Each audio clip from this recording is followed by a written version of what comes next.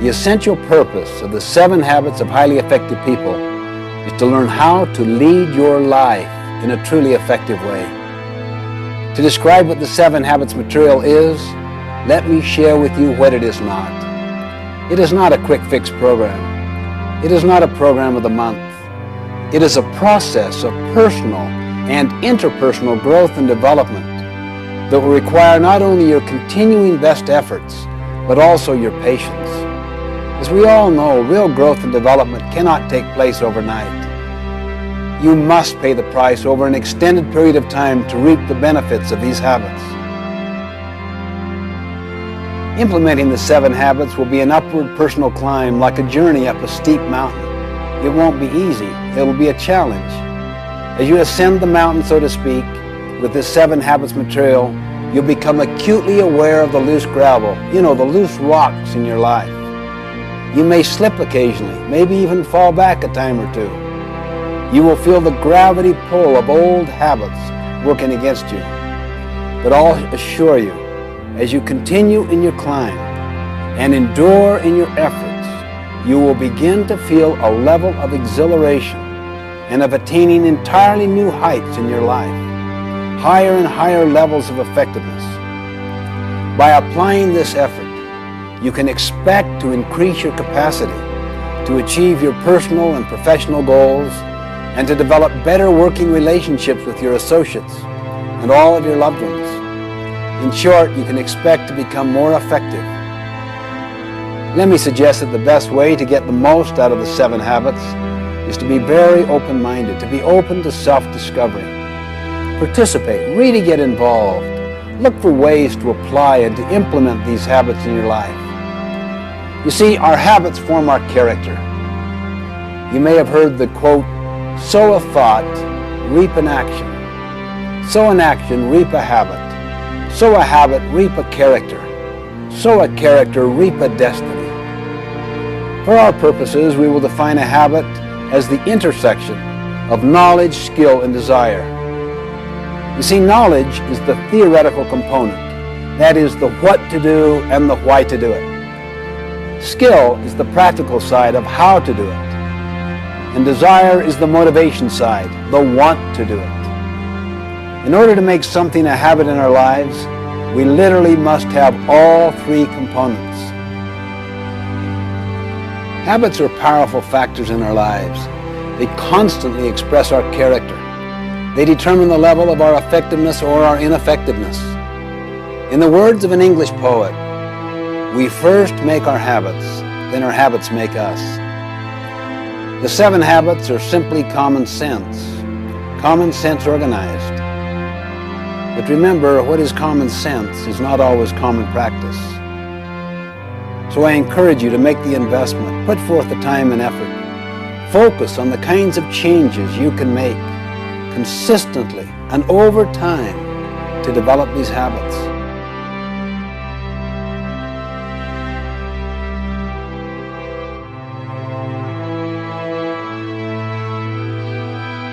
I wanted to study the success idea in America and how it evolved. So I got into the popular success literature going back for 200 years.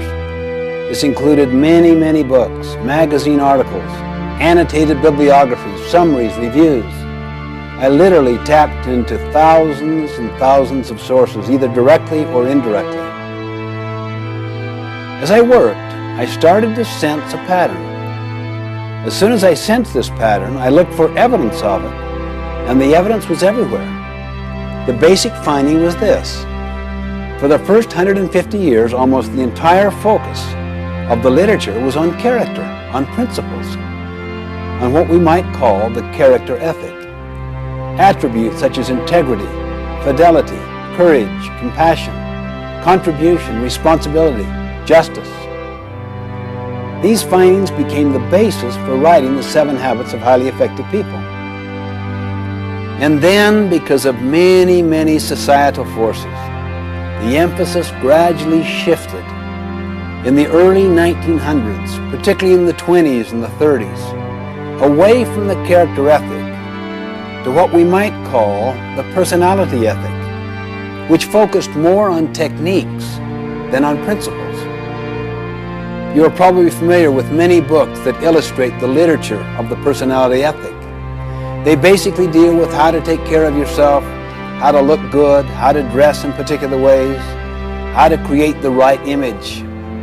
In other words, the personality ethic focuses on how to appear to be rather than on how to actually be. Many of these techniques have real merit. However, if they don't have their roots in the character ethic, if they don't have their roots in principles, they won't have the power to create enduring effectiveness. For example, what if people learn techniques of influencing others, but they're fundamentally duplicitous or deceitful in their character? What if they really wanted to use people to build their own economic success? They might develop smoothness in their relationships so that they can have their own personal ends achieved, money, fame, glory, whatever. They really couldn't care less about contribution or service, purpose, adding value, helping others. How much trust would you have in them? How willing would you be to follow them or to rely upon them when things get tough? You know, one time I had a student come to me and say, "How am I doing in your class?" I looked him in the eye and said, "You really know how you're doing, don't you? A lot better than I do. How are you doing?"